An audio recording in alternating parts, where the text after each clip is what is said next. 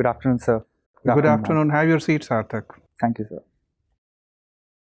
Sarthak, you could have noticed that we are taking all the precautions relating to COVID, using mask and kept your chair at a safe distance. So you can afford to remove your mask. Thank you, sir. Okay, tell us something about yourself. Sir, I'm an economist by training. I have an undergraduate degree in economics from Shriram College of Commerce, after which I went to Oxford for an MPhil. I currently work with the World Bank as a researcher in its Poverty and Equity Global Unit. And I'm also the founder of this non-profit called Data Fights COVID-19, in which we are helping district collectors across India use data and analytics to combat the pandemic. I also like to watch movies, watch sports, including cricket and tennis, and try to expand my area of interest as much as possible. So you are in a nice job. I think you are well placed now as a researcher with the World Bank. Why do you want to quit that profession?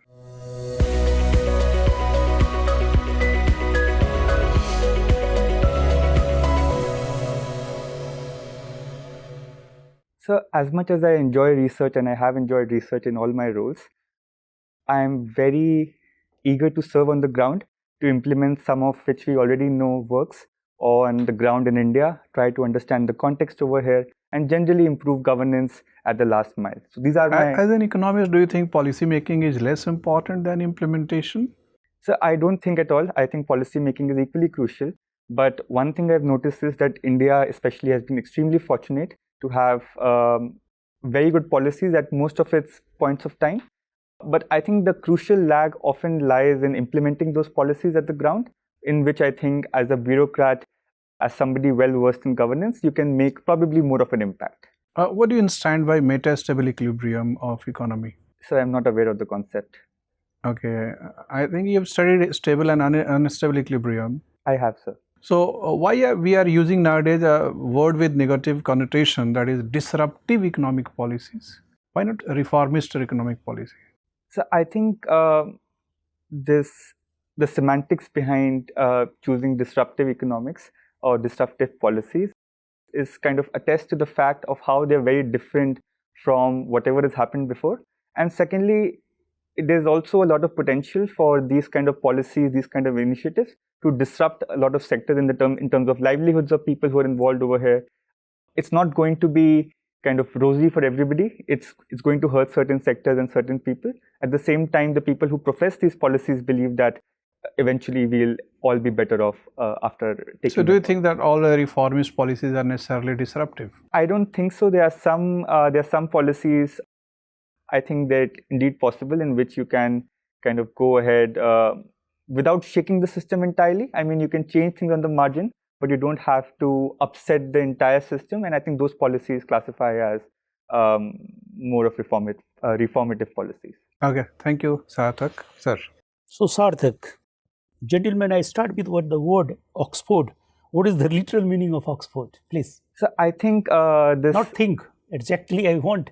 Because you belong to Oxford, yes, please. Yes, it's coming from a river over in that city. Literal meaning, not I'm asking any connotation. Literal meaning. What is literal meaning? It's literally a place where not place. This literal meaning is what a fabric, cotton fabric, shirt, or the second meaning is what lace up shoe with the low heels. Look, this is the literal meaning. Okay. Thank you, sir. I wasn't aware of it. In past, these were the industries, right? What, according to Weber's theory of industrial localization, how EC River is responsible for localization of these two industries in past. EC, you know? I'm not familiar with it, sir. Look, this is the local name of Thames River in Oxford. Okay. So what is the role of what EC or Thames in localization of these two industries? How many years you spent in what Oxford? So I spent a couple of years, 2 years. So you are not aware about the local name of Thames? So it is. I am aware it's called by different names. For instance, no, there are two rivers. EC is Thames. Okay, so I'm not aware of. Okay, what is the role of Thames River in localization of these two industries in past? Which two industries, sir? Look at textile, and the second is what, leather. So I think the availability of water plays a crucial role in both these industries, and that's why I think having a river close by helps. maybe also transportation networks, having transportation network to actually destination. It could be the supply of raw materials to the place. It could be the supply of eventual. The nearest port is London. Yes, sir. London would be that. Is river port. Yes, sir. My next question, related to the newest industries or economy emerging in Oxford is what? Visitor economy, visitor industry. My question is what? If you have been made an or a DM, district collector in what Srinagar, right? How you transform tourism industry into visitor industry? Into visitor industry. Yes. You must know this is the most important emerging industry of England in general and Oxford in particular, visitor economy or visitor industry. How you transform tourist industry into visitor economy or visitor industry? So if by visitor we mean that people come to that place and stay for a longer period of time and also engage in economic. Means you have not read, but you are making good guess. Yes, please. So I mean, we do start from an advantage in terms of Srinagar that it is visitor industry and tourism. There is a basic difference. Tourism is what? Person-centered industry or economy, right? And the visitor industry is what? Place-centered, right? So how you transform this concept in India? Because tourism is a very narrow sense and visitor industry is very wide sense. How you transform, being a DM of Srinagar? So we'll need to start off by building from the strength. For instance, as I said, that it already is a tourist center, Srinagar. So you will have to capitalize on the strengths over there. Getting people involved in kind of the visitor economy we just talked about, I think would be also important. Leave it. New thing I'm going to ask you from capital market. Why in India in these days, covered bond is very popular? Covered bond. So I'm not exactly familiar with what exactly covered bond having the characteristics of two bonds. One is a corporate bond and the second is bankruptcy linked bond. If two characteristics come together, that is called covered bond. You have not read. But I can attempt to think about why it might be. Okay, attempt. Why it is very popular nowadays in India, please? I think it could also be an outcome of the fact that people want to always hedge their risks and return. Yes, good. I could understand. Last question, that is second last question, that is related to your political economy, right? India's political economy is based on Constitution 12th part and 13th part. So how Constitution 12th and 13th part give a sound base of what political economy in India? So I'm not, I can't recollect which. My last question, you have a lot of desire and respect for traveling. What are the latest area in India or what world you have traveled? So I traveled in London. I traveled to the south of England towards the end of my stay. You select in England or UK any place which you like most. I'm going to ask question, please. So I like London a lot. London a lot. Look, London before 1980 and London after 2080. What transformation has taken place? So between 1980 and 2080? Before 1980? 80. AD. Okay. And after 2080, what transformation has taken place in last 100 years? Please. So 2 or 3 things have been very important. The first thing comes to, I think, the air pollution dynamic. London used to be extremely polluted around that time, and after the 1950s, it has become... Good. Next point. The second point, sir, is also the change in the nature of the industry, the economic activities in London. For instance, it has become a lot more finance. Best thing you have forget. Look, Thames used to be world most polluted river. Yes, sir. Now it is not. Okay, thank you, gentlemen. Thank you, sir. Sarthak, you are associated with World Bank in what capacity? So I am a consultant with the World Bank's Poverty and Equity Global Unit. And India has been very keen that there should be reforms in these multilateral institutions. So what is India's stand and why is it so difficult to reform an institution like World Bank or IMF? So India's insistence has been on a number of things, including the way voting shares are kind of distributed at places like the World Bank. And there are long-term concerns about sovereignty of states, which the World Bank and other institutions often kind of trample. Which country has the highest voting share in World Bank? So the United States. And what is does United States have a kind of veto over decisions taken by World Bank? So some decisions have to be passed by 85% majority, and I think the US has 16%. So it effectively, yes, a veto. Right. in the Bretton Woods conference that took place around 1944. So, three important things came out of that. Can you elaborate? So the World Bank and IMF are definitely two institutions. And the third one? The GATT, General Agreement on Trade and Tariffs. And is it still in place, or like it has been changed? So we have its modern avatar called the WTO now. WTO. What are the challenges plaguing WTO? First of all, the Doha round hasn't been finalized yet due to frequent controversies. The second thing is it has kind of struggled. WTO is often said to be a rich man's club. Why? When all the countries have like one country, one vote principle, then why it is called a rich man's club? So I think there are two reasons for that. The first one being that it usually favors open markets and free markets that have traditionally been associated with rich countries' interests. And secondly, it has also been hard for developing countries to win disputes against the policies of the richer countries, even though on occasion the US has lost. Okay, you also have this hobby of writing editorials and yes, on op-ed pages.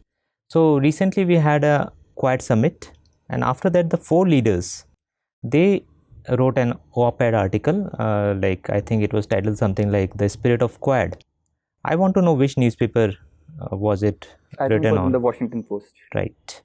And coming to Quad, it is being said that it is not just a military alliance, and it has more to there are also talks about that this Quad plus possibilities and Quad plus plus possibilities. So what are those? So the Quad has modeled itself as a coalition of the willing in some sense, and it is saying that democracies that are committed to a free and open world can freely join this unit, because it has no pretensions of being a NATO in the sense of being very restricted and having a military character. It is a coalition of democracies. China has been dismissing it as Asian NATO. I mean, China would do that, but I think it goes beyond being just NATO. For instance, just we saw very recently the kind of cooperation these countries have exhibited in terms of the pandemic, in terms of other broader concerns like climate. Is India being used by US, or like do you think India has more to gain from a grouping like Quad? So I think all countries have something to gain from it, including India. As far as the economic partnership is concerned, we are increasingly becoming closer to the US, and that also bodes well on the strategic dimension. At the same time, it also offers some kind of diplomatic counterweight to the increasing Chinese hegemony in our region. Okay, my final question to you. You have studied in London, Oxford, and recently a UNESCO World Heritage Site has been taken out of the list. Which is that? So Liverpool. And why? So they say that it has become too modern for their liking. Okay, thank you. Thank you, sir. Sarthak, in what sense you are Sarthak? So I'm certainly Sarthak for my parents, I think, because they believe that I probably might have made their lives more meaningful. But for myself and for the wider community, I think more needs to be done for that to happen. Okay, you are from Haryana. Yes, sir. In Haryana, Haryana government is trying to revive old Saraswati river. What is the actual intention of the government? The Saraswati River has a very important place in Indian culture, especially in Hindu heritage, Hindu culture, in the Vedas and so on. And Haryana is increasingly becoming a so-called cradle of civilization of India. We are seeing Harappan sites, we are seeing pre-archaeological sites. I think that is partly the intention to restore its lost glory in terms of if the Saraswati River is restored, then that would even kind of further its credentials of being some kind of cradle. Just earlier, you were saying that you are helping district magistrates across the country, and now you are willing to be a district magistrate. Why is it so? From my research, from my understanding, I've realized that the kind of work district collectors have, it's just too much for them to be able to do everything decently well. So at times they require support from various agencies. My intention behind this was to have a more data-driven culture of governance, including for the time, basically, if I become the district collector, I would love to use these resources that are increasingly becoming available. And secondly, so it was also a means for me to understand what kind of problems exist at the grassroots level. Through this initiative, I've realized the challenges DCs are facing, especially in the time of pandemic. And that is, I think that would help me in case I go ahead to join the service. Foreign services is not in your preferred list. And after seeing your exposure, I am really amazed. Why is it so? So the reason behind not opting for the IFS at my first preference was because I was very keen to come back to India, live in India and work over here. Over the past few years, although I've enjoyed living in Europe and in the US, I think home for me is definitely in India. And secondly, sir, as I said, I'm very keen to use my economics training, to use my background in development to improve governance at the very kind of grassroots level and try to improve processes, and that can only be done in the IAS. Okay, I am giving you a hypothetical situation you have to answer. Suppose you have been made a Prime Minister of India. Which two work of our Prime Minister you would like to change? So I would have a second thought behind going for the demonetization decision. I don't think that was, I think it could have been considered a lot more fully than what it actually was. I can only say what I can change and not what I would have done and what he didn't. Can I also say something like that? Sure, sure. So I would have definitely considered joining the RCEP agreement that India eventually opted out. I think it was net a positive move for India, but that's not what the PM thought. Okay, thank you, Sarthak. Ma'am. Okay, Sarthak, since you're trained in economics, I have some economics questions for you. Can you tell me what is network theory in economics? Network theory, I think, deals with the interconnectedness between different agents, different units, and tries to, I mean, it's been used in a lot of disciplines right now. And what are the tools that it uses? I'm not very familiar with the exact tools, but I can talk in terms of generality of what it. Can you name few authors who have been talking about network theory in economics? Ma'am, I'm not aware of the names. It's okay. Do you know what is World Trade Web? World Trade Web? I haven't heard of it.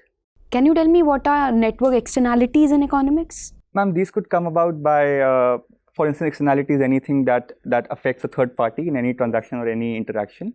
And taking that forward, I would imagine that network externalities would mean something that percolates to the wider network. Are you guessing it? I am, yes. Tell me, is smartphone app a public good? No.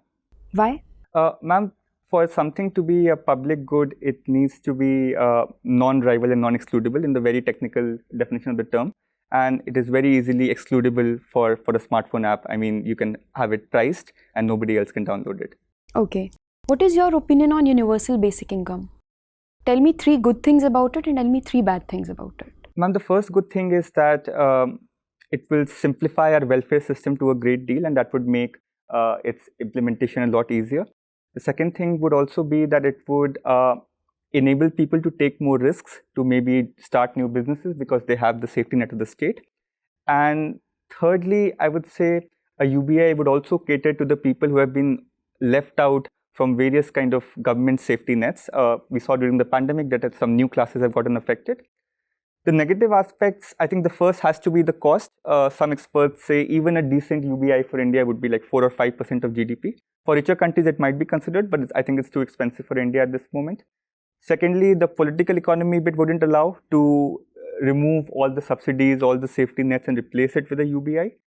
And thirdly, I'm not sure if there is enough kind of political traction on part of the people because they are afraid that it might not be indexed for inflation and the real value will decline over time. Since you're talking about pandemic, what do you think is future of globalization after pandemic or during pandemic? Ma'am, during pandemic, there have been some reversals as far as globalization of goods is concerned, trade in goods is concerned, for instance. What about services? They have kind of, there's evidence that it has even kind of increased to some extent. Capital flows have certainly increased, even though people-to-people movement has obviously suffered.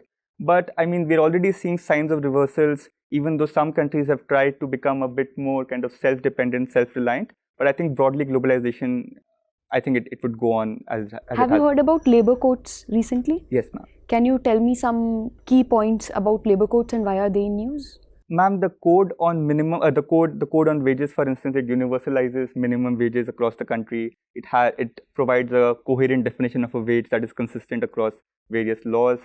The code on industrial relations, it basically kind of gives greater leeway to employers. Why is it in news? Why is it so important in this year? Why are we talking about it now? Ma'am, you mean after the pandemic especially?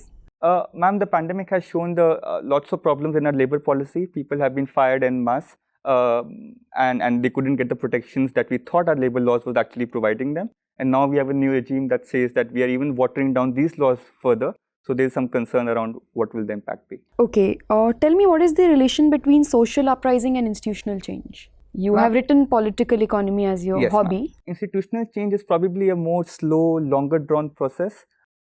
So, I mean, upheavals and these kind of changes, the other thing you talked about, they can happen, I think, also very quickly and sometimes on the whims of a powerful group. Sometimes they lead to institutional change as well, but not always. So that is how they are related. I would say so, ma'am. Okay, since you're from Haryana and Gurgaon, my last question to you is, what is failure of Gurgaon? Ma'am, there are many failures. I think in the monsoon season, we see waterlogging, we see lack of electricity, lack of like too much of crime, lack of safety. So I think I would kind of summarize it by saying the state has taken a backseat in the development of Gurgaon, and that is not a good thing in terms of. Since you've outcome. answered it so well, I have one more question for you. You've studied from DPS Basant Kunj. Yes, ma'am. And you've stayed in Delhi. Do you know the state of schools in Delhi, currently the state-funded schools? How are they doing? Ma'am, there has been some talk that they are doing better. If we talk about pre-pandemic times, post-pandemic, every school is struggling. But in the pre-pandemic times, there has been some talk of improving the infrastructure. No, tell me the achievements of state-funded schools in Delhi. They have done better in terms of pass percentage in the board exams, maybe some kind of achievements in infrastructural availability. Don't you have a specific idea about it? Ma'am, these are the things I've heard from what is happening in the state-run schools. Okay, if you are the DM of, let's say, a district where a state-funded school is doing very well, how will you convince people to join that state-funded school because you yourself gone to a private school? Ma'am, I would definitely kind of talk about the fact that, and it's not just me, I mean, most of India right now is going to private schools because the state schools aren't doing well. But Delhi is an exception. Delhi is Yes. becoming an exception. Certainly, ma'am. And I would definitely impress upon that we have struggled for a long time. But if you see the student outcomes, if you see the performance of the students, and mostly the fees that is being charged, I think it makes for a good value proposition to send your kid to that school now that things are changing. Thank you. Thank you, ma'am. Sarthak, you are associated with the poverty-related research project. Yes, sir. So, what do you think? How far we should extend subsidy to poor people? That means we are extending food subsidy, education subsidy, health subsidy, free electricity, free drinking water, free housing provision. Don't you think that this will kill their work spirit and that will reduce supply of labor? These policies have been going on for a very long time, and economic evidence suggests that it is not the case that they have reduced labor supply. Instead, I think they've given people a right to have a good quality life, very kind of narrowly defined. And it has also given them the freedom to maybe experiment a bit. For instance, if they're always reliant on getting a job to basically get food, then you wouldn't see any kind of entrepreneurship at the grassroots level. So I think these kind of subsidies, these kind of policies have been good so far, but we need to also evaluate, as per the changing times, how can they be changed, and we also have a fast developing population. How can they be kind of tweaked around? There are reports from rural India that work preference of rural labor has weakened. They are not willing to come to the field to work as eagerly as they used to do earlier. And so, rather than reducing unemployment, along with NREGS also, we are giving higher wage without demanding work. So, that is creating a distortion in the labor market, particularly of rural India. Sir, Manrega can be relooked at if what we are seeing is a national trend, if it goes across many states, if we are seeing people not willing to work and so on. But I think it's also happening because people are going towards education a lot more. They're looking for better quality jobs because they have the kind of safety nets that NREGA provides. They're willing to wait it out to get a better job because NREGA obviously doesn't give you the skills that are desired in the modern economy. So I think if this kind of evidence keeps percolating, then definitely a rethink is required. Our modern training institutions are also training young persons, and the industry is complaining that they are not employable. So whether it is educated workers or uneducated rural workers, overall employability of human resource of India has been weakening in post-91 period, which is a very big institutional setback for the Indian economy. Indian products are becoming more and more incompetitive to products of in Bangladesh and Indonesia. What kind of future you see of India as an economic power in the world order? So this considering this condition that labor is the most basic factor of production. I think this has been the binding constraint for India's economic growth over the past many years, especially our manufacturing sector, because our people have fewer skills. And the reason is coming, I think, mainly from the very beginning. Our primary schools are not doing a good job of teaching people the bare minimum things they need to learn skills in the future. So that, I mean, if we look at that in isolation, that would seem that things are definitely going to go bad. But as we were just discussing about schools in Delhi and other schools around India, I think we will definitely have better learning outcomes in the future. Private institutions are also joining the scaling bandwagon. No, my concern is not that our people are not skilled enough. My concern is that our industry is adopting such technologies which may be suitable for labor shortage European economy, but not suitable for labor surplus economies like India. Our government policies should induce the producers to go towards those technologies which are labor intensive. So we can do that, or we can also concentrate more on skilling our workforce. Ultimately, we have seen that too much of interference by the government in things like production technology doesn't always bode well. Producers will find a way to lower their costs, pretty much whatever we do in most cases. So I think the focus has to be on better skilling, better education of the people. Monetary policy is also inducing producers to move towards capital intensive, labor displacing economic strategies. By keeping the interest rate so low, are we inducing generation of employment, or we are inducing a replacement of labor? So certainly that's been a concern, because firms just find it a lot easier to borrow money and buy machines, for instance, instead of hiring labor. But there's also a problem of, you want to keep interest rates low because it leads to better investment prospects and so on. At the same time, you know that you've studied theories that investment is not largely dependent upon cost of fund. It is largely dependent upon the demand for products. So rather than working on diversification of demand within the society and outside the country, we are only factoring in one dimension of investment, that is financial cost of fund. So investment, I think, is a very complicated process. It involves a number of things like the tax rates, the interest rates, the availability of demand. And the government, because it has been facing an investment shortage over the past several years, it has been trying to do all it can to make ourselves competitive. And that is the context I see it in. I mean, just increasing demand wouldn't help. If we, for instance, do not have competitive interest rates, then we'll have basically imports substituting our domestic producers. Okay, nice talking to you, Sarthak. The interview is over. You may go. Thank you.